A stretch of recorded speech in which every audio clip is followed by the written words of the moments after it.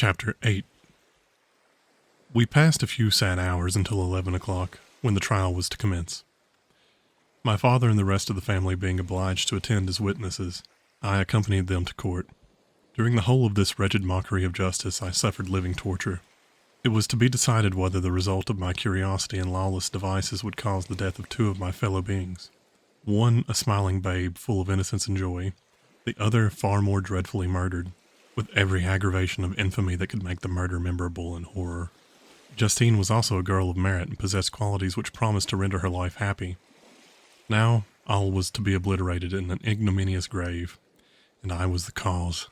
1,000 times rather would I have confessed myself guilty of the crime ascribed to Justine, but I was absent when it was committed, and such declaration would have been considered as the ravings of a madman, and would not have exculpated her who suffered through me. The appearance of Justine was calm. She was dressed in mourning, and her countenance, always engaging, was rendered by the solemnity of her feelings exquisitely beautiful. Yet she appeared confident in innocence and did not tremble, although gazed on and execrated by thousands, for all the kindness which her beauty might otherwise have excited was obliterated in the minds of the spectators by the imagination of the enormity she was supposed to have committed. She was tranquil, yet her tranquillity was evidently constrained, and as her confusion had before been adduced as a proof of her guilt, she worked up her mind to an appearance of courage. When she entered the court, she threw her eyes round it and quickly discovered where we were seated. The tears seemed to dim her eyes when she saw us, but she quickly recovered herself, and a look of sorrowful affection seemed to attest her utter guiltlessness. The trial began, and after the advocate against her had stated the charge, several witnesses were called. Several strange facts combined against her, which might have staggered anyone who had not as much proof of her innocence as I had. She had been out the whole of the night on which the murder had been committed, and towards morning had been perceived by a market woman not far from the spot where the body of the murdered child had afterward been found. The woman asked her what she did there, but she looked very strangely and only returned a confused and unintelligible answer. She returned to the house about 8 o'clock, and when one inquired where she had passed the night, she replied that she had been looking for the child and demanded earnestly if anything had been heard concerning him. When shown the body, she fell into violent hysterics and kept her bed for several days. The picture was then produced which the servant had found in her pocket, and when Elizabeth, in a faltering voice, proved that it was the same which, an hour before the child had been missed, she had placed round his neck, a murmur of horror and indignation filled the court. Justine was called on for her defense. As the trial had proceeded, her countenance had altered. Surprise, horror, and misery were strongly expressed. Sometimes she struggled with her tears, but when she desired to plead, she collected her powers and spoke in an audible though variable voice. "God knows," she said, "how entirely I am innocent, but I do not pretend that my protestation should acquit me. I rest my innocence on a plain and simple explanation of the facts which have been adduced against me, and I hope the character I have always borne will incline my judges to a favorable interpretation where any circumstance appears doubtful or suspicious." She then related that, by the permission of Elizabeth, she had passed the evening of the night on which the murder had been committed at the house of an aunt at Chêne, a village situated about a league from Geneva. On her return, at about 9 o'clock, she met a man who asked her if she had seen anything of the child who was lost.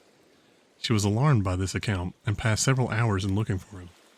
When the gates of Geneva were shut, and she was forced to remain several hours of the night in a barn belonging to a cottage, being unwilling to call upon the inhabitants, to whom she was well known. Most of the night she spent here watching. Towards morning she believed that she slept for a few minutes. Some steps disturbed her, and she awoke. It was dawn, and she quitted her asylum, that she might again endeavor to find my brother. If she had gone near the spot where his body lay, it was without her knowledge. That she had been bewildered when questioned by the market woman was not surprising, since she had passed a sleepless night and the fate of poor William was yet uncertain. Concerning the picture, she could give no account. "I know," continued the unhappy victim, "how heavily and fatally this one circumstance weighs against me, but I have no power of explaining it, and when I have expressed my utter ignorance, I am only left to conjecture concerning the probabilities by which it may have been placed in my pocket. But here also I am checked. I believe that I have no enemy on earth, and none surely would have been so wicked as to destroy me wantonly. Did the murderer place it there? I know of no opportunity afforded him for doing so. Or, if I had, why should he have stolen the jewel? Part with it again so soon? I commit my cause to the justice of my judges, yet I see no room for hope. I beg permission to have a few witnesses examined concerning my character, and if their testimony shall not overweigh my supposed guilt, I must be condemned, although I would pledge my salvation on my innocence. Several witnesses were called who had known her for many years, and they spoke well of her, but fear and hatred of the crime of which they supposed her guilty rendered them timorous and unwilling to come forward. Elizabeth saw even this last resource, her excellent disposition and irreproachable conduct, about to fell the accused, when, although violently agitated, she desired permission to address the court. "I am," she said, "the cousin of the unhappy child who was murdered, or rather his sister, for I was educated by and have lived with his parents ever since and even long before his birth. It may therefore be judged indecent in me to come forward on this occasion. But when I see a fellow creature about to perish through the cowardice of her pretended friends, I wish to be allowed to speak, that I may say what I know of her character. I am well acquainted with the accused. I have lived in the same house with her, at one time for 5 and at another for nearly 2 years. During all that period she appeared to me the most amiable and benevolent of human creatures. She nursed Madame Frankenstein, my aunt, in her last illness, with the greatest affection and care, and afterwards attended her own mother during a tedious illness, in a manner that excited the admiration of all who knew her. After which she again lived in my uncle's house, where she was beloved by all the family. She was warmly attached to the child who is now dead, and acted towards him like a most affectionate mother. For my own part, I do not hesitate to say that, notwithstanding all the evidence produced against her, I believe and rely on her perfect innocence. She had no temptation for such an action. As to the bauble on which the chief proof rests, if she had earnestly desired it, I should have willingly given it to her. So much do I esteem and value her." A murmur of approbation followed Elizabeth's simple and powerful appeal, but it was excited by her generous interference, and not in favor of poor Justine, on whom the public indignation was turned with renewed violence, charging her with the blackest ingratitude. She herself wept as Elizabeth spoke, but she did not answer. My own agitation and anguish was extreme during the whole trial. I believed in her innocence. I knew it. Could the demon who had, I did not for a minute doubt, murdered my brother also in his hellish sport have betrayed the innocent to death and ignominy? I could not sustain the horror of my situation, and when I perceived that the popular voice and countenance of the judges had already condemned my unhappy victim, I rushed out of the court in agony. The tortures of the accused did not equal mine. She was sustained by innocence, but the fangs of remorse tore my bosom and would not forego their hold. I passed a night of unmingled wretchedness. In the morning I went to the court. My lips and throat were parched. I dared not ask the fatal question, but I was known, and the officer guessed the cause of my visit. The ballots had been thrown. They were all black, and Justine was condemned. I cannot pretend to describe what I felt then.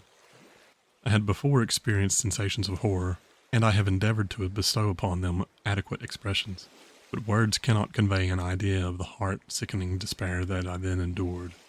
The person to whom I addressed myself added that Justine had already confessed her guilt. That evidence, he observed, was hardly required in so glaring a case, but I am glad of it, and, indeed, none of our judges like to condemn a criminal upon circumstantial evidence, be it ever so decisive. This was strange and unexpected intelligence. What could it mean? Had my eyes deceived me?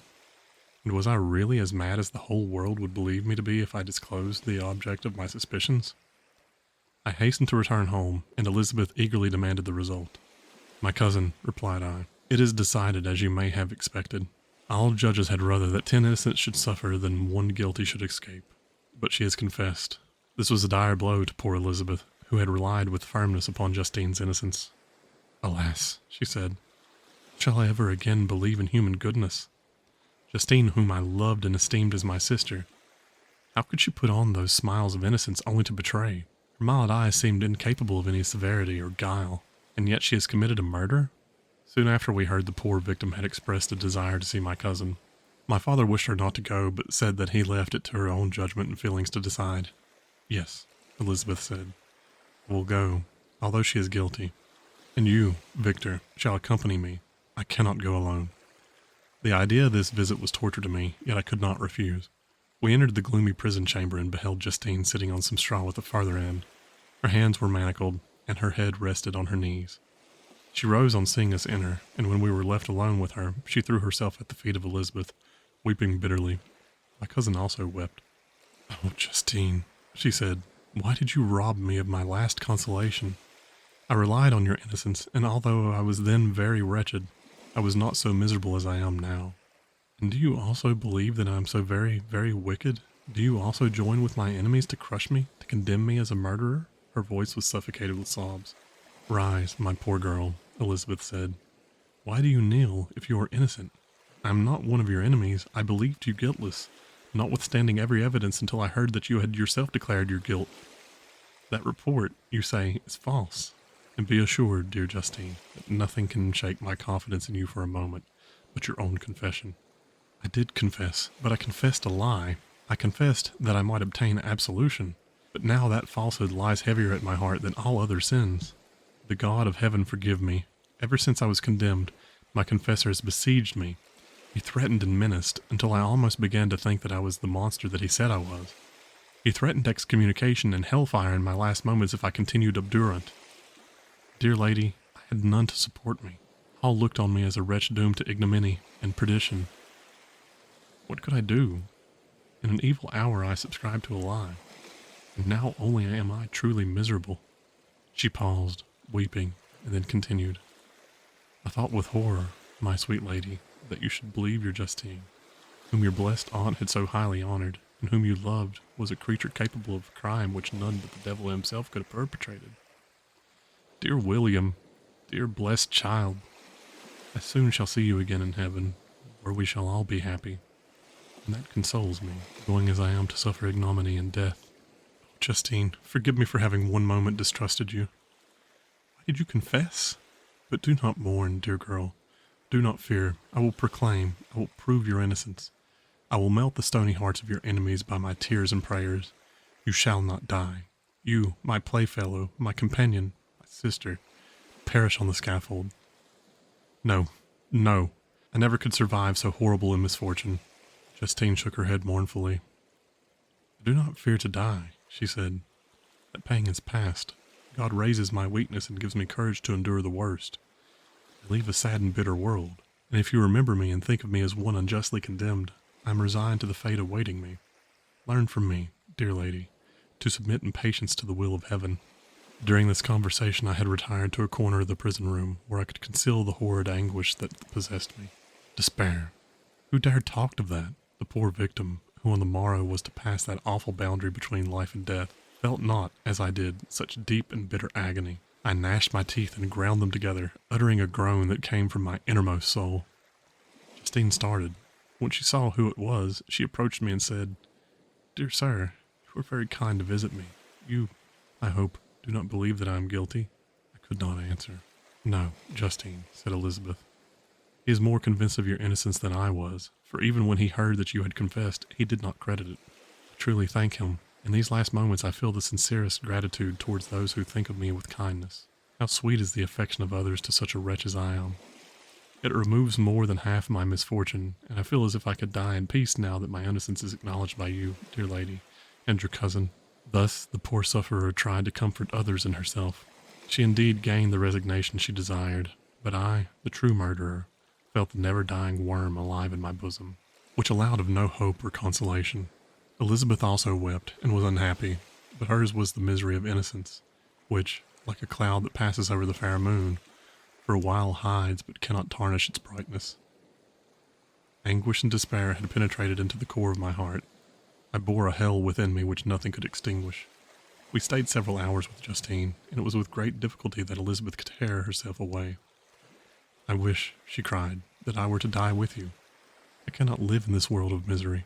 Justine assumed an air of cheerfulness, while she was with difficulty repressed her bitter tears. She embraced Elizabeth and said in a voice of half-suppressed emotion, Farewell, sweet lady, dearest Elizabeth, my beloved and only friend. May heaven in its bounty bless and preserve you. May this be the last misfortune that you will ever suffer. Live and be happy, and make others so. And on the morrow, Justine died. Elizabeth's heart-rending eloquence failed to move the judges from their settled conviction on the criminality of the saintly sufferer. My passionate and indignant appeals were lost upon them, and when I received their cold answers and heard the harsh, unfeeling reasoning of these men, my purposed avowal died away on my lips. Thus I might proclaim myself a madman, but not revoke the sentence passed upon my wretched victim. She perished on the scaffold as a murderess. From the tortures of my own heart, I turned to contemplate the deep and voiceless grief of my Elizabeth. This also was my doing, and my father's woe, and the desolation of that late so smiling home all the work of my thrice accursed hands. Ye weep, unhappy ones, but these are not your last tears. Again shall you rise to the funeral well, and the sound of your lamentations shall again and again be heard. Frankenstein, your son, your kinsman, your early, much-loved friend, he who would speak each vital drop of blood for your sake, who has no thought nor sense of joy except as it is mirrored also in your dear countenances, who would fill the air with blessings and spend his life in serving you. He bids you weep, to shed countless tears, happy beyond his hopes, if thus inexorable fate be satisfied, and if the destruction pause before the peace of the grave have succeeded to your sad torments. Thus spoke my prophetic soul, as, torn by remorse, horror, and despair, I beheld those I loved spend vain sorrow upon the graves of William and Justine, the first hapless victims to my unhallowed arts. Chapter 9. Nothing is more painful to the human mind than, after the feelings have been worked up by a quick succession of events, the dead calmness of inaction and certainty which follows and deprives the soul of both hope and fear. Justine died, she rested, and I was alive. The blood flowed freely in my veins, but a weight of despair and remorse pressed on my heart which nothing could remove. Sleep fled from my eyes. I wandered like an evil spirit, for I had committed deeds of mischief beyond description horrible, and more, much more, I persuaded myself, was yet behind. Yet my heart overflowed with kindness and love of virtue. I had begun life with benevolent intentions and thirsted for the moment when I should put them in practice, and make myself useful to my fellow beings. Now all was blasted. Instead of that serenity of conscience which allowed me to look back upon the past with self-satisfaction, and from thence to gather promise of new hopes, I was seized by remorse and the sense of guilt, which hurried me away to a hell of intense tortures such as no language can describe. This state of mind preyed upon my health, which had perhaps never entirely recovered from the first shock it had sustained. I shunned the face of man. All sound of joy or complacency was torture to me. Solitude was my only consolation. Deep, dark, death-like solitude. My father observed with pain the alteration perceptible in my disposition and habits, and endeavored by arguments deduced from the feelings of his serene conscience and guiltless life to inspire me with fortitude and awaken in me the courage to dispel the dark cloud which brooded over me. "Do you think, Victor," said he, "that I do not suffer also? No one could love a child more than I loved your brother." Tears came into his eyes as he spoke. "But is it not a duty to the survivors that we should refrain from augmenting their unhappiness by an appearance of immoderate grief? It is also a duty owed to yourself, for excessive sorrow prevents improvement or enjoyment, or even the discharge of daily usefulness, without which no man is fit for society." This advice, although good, was totally inapplicable to my case. I should have been the first to hide my grief and console my friends if remorse had not mingled its bitterness and terror its alarm with my other sensations. Now I could only answer my father with a look of despair and endeavor to hide myself from his view. About this time we retired to our house at Bellerive. This change was particularly agreeable to me. The shutting of the gates regularly at 10 o'clock and the impossibility of remaining on the lake after that hour had rendered our residence within the walls of Geneva very irksome to me. I was now free. Often, after the rest of the family had retired for the night, I took the boat and passed many hours upon the water. Sometimes, with my sails set, I was carried by the wind, and sometimes, after rowing into the middle of the lake, I left the boat to pursue its own course and gave way to my own miserable reflections. I was often tempted, when all was at peace around me, and I the only unquiet thing that wandered restless in a scene so beautiful and heavenly, if I except some bat, or the frogs, whose harsh and interrupted croaking was heard only when I approached the shore. Often, I say, I was tempted to plunge into the silent lake, that the waters might close over me and my calamities forever. But I was restrained, when I thought of the heroic and suffering Elizabeth, whom I tenderly loved, and whose existence was bound up in mine. I thought also of my father and surviving brother. Should I by my base desertion leave them exposed and unprotected to the malice of the fiend whom I had let loose among them? At these moments I wept bitterly and wished that peace would revisit my mind, only that I might afford them consolation and happiness. But that could not be. Remorse extinguished every hope. I had been the author of unalterable evils, and I lived in daily fear lest the monster whom I had created should perpetrate some new wickedness. I had an obscure feeling that all was not over, and that he would still commit some signal crime. which by its enormity should almost efface the recollection of the past. There was always scope for fear so long as anything I loved remained behind. My abhorrence of this fiend cannot be conceived. When I thought of him, I gnashed my teeth. My eyes became inflamed, and I ardently wished to extinguish that life which I had so thoughtlessly bestowed. When I reflected on his crimes and malice, my hatred and revenge burst all bounds of moderation. I would have made a pilgrimage to the highest peak of the Andes, could I when there have precipitated him to their base. I wished to see him again, that I might wreak the utmost extent of abhorrence on his head, and avenge the death of William and Justine. Our house was the house of mourning. My father's health was deeply shaken by the horror of the recent events. Elizabeth was sad and desponding. She no longer took delight in her ordinary occupations. All pleasure seemed to her sacrilege towards the dead. Eternal woe and tears she then thought was the just tribute she should pay to innocence so blasted and destroyed. She was no longer that happy creature who in earlier youth wandered with me on the banks of the lake and talked with ecstasy of our future prospects. The first of those sorrows which are sent to wean us from the earth had visited her, and its dimming influence quenched her dearest smiles. When I reflect, my dear cousin, said she, on the miserable death of Justine Moritz, I no longer see the world and its works as they before appeared to me. Before, I looked upon the accounts of vice and injustice that I read in books or heard from others as tales of ancient days or imaginary evils. At least they were remote and more familiar to reason than to the imagination. But now misery has come home, and men appear to me as monsters thirsting for each other's blood. Yet I am certainly unjust. Everybody believed that poor girl to be guilty, and if she could have committed the crime for which she suffered, assuredly she would have been the most depraved of human creatures. For the sake of a few jewels, to have murdered the son of her benefactor and friend, a child whom she had nursed from its birth, and appeared to love as if it had been her own.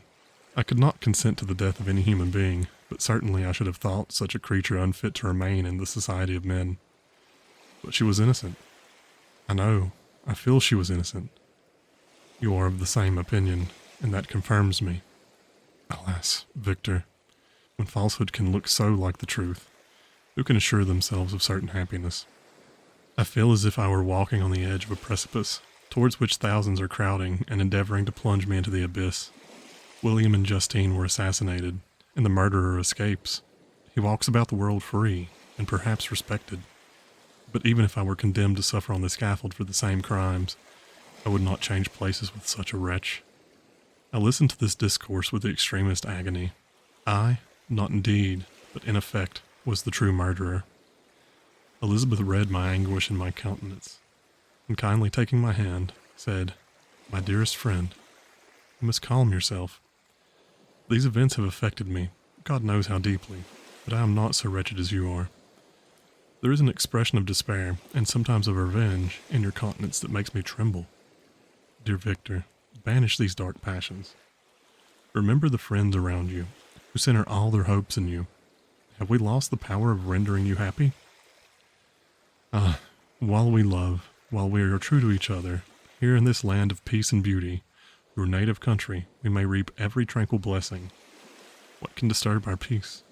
And could not such words from her whom I fondly prized before every other gift of fortune suffice to chase away the fiend that lurked in my heart? Even as she spoke, I drew near to her, as if in terror, lest at that very moment the destroyer had been near to rob me of her. Thus, not the tenderness of friendship, nor the beauty of earth, nor of heaven, could redeem my soul from woe. The very accents of love were ineffectual. I was encompassed by a cloud which no beneficial influence could penetrate, the wounded deer dragging its fainting limbs to some untrodden brake, there to gaze upon the arrow which had pierced it, and to die was but a type of me. Sometimes I could cope with the sullen despair that overwhelmed me, but sometimes the whirlwind passions of my soul drove me to seek, by bodily exercise and by change of place, some relief from my intolerable sensations. It was during an access of this kind that I suddenly left my home, and bending my steps towards the near alpine valleys, sought in the magnificence, the eternity of such scenes, to forget myself in my ephemeral, because human, sorrow. My wanderings were directed towards the valley of Chamonix. I had visited it frequently during my boyhood. Some years had passed since then. I was a wreck, but naught had changed in these savage and enduring scenes. I performed the first part of my journey on horseback. I afterwards hired a mule, as the more sure-footed and least liable to receive injury on these rugged roads. The weather was fine. It was about the middle of the month of August, nearly 2 months after the death of Justine, that miserable epoch from which I dated all my woe. The weight upon my spirit was sensibly lightened as I plunged yet deeper into the ravine of Arve. The immense mountains and precipices that overhung me on every side, the sound of the river raging among the rocks, and the dashing of the waterfalls around spoke of a power mighty as omnipotence, and I ceased to fear or to bend before any being less almighty than that which had created and ruled the elements, here displayed in their most terrific guise. Still, as I ascended higher, the valley assumed a more magnificent and astonishing character.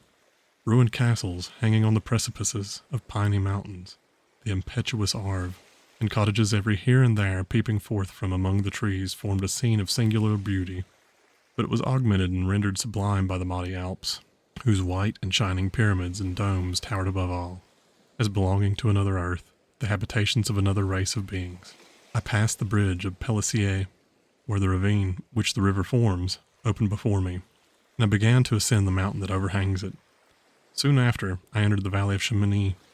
This valley is more wonderful and sublime, but not so beautiful and picturesque as that of the Cervaux, through which I had just passed. High and snowy mountains were its immediate boundaries, but I saw no more ruined castles and fertile fields. Immense glaciers approached the road. I heard the rumbling thunder of the falling avalanche and marked the smoke of its passage.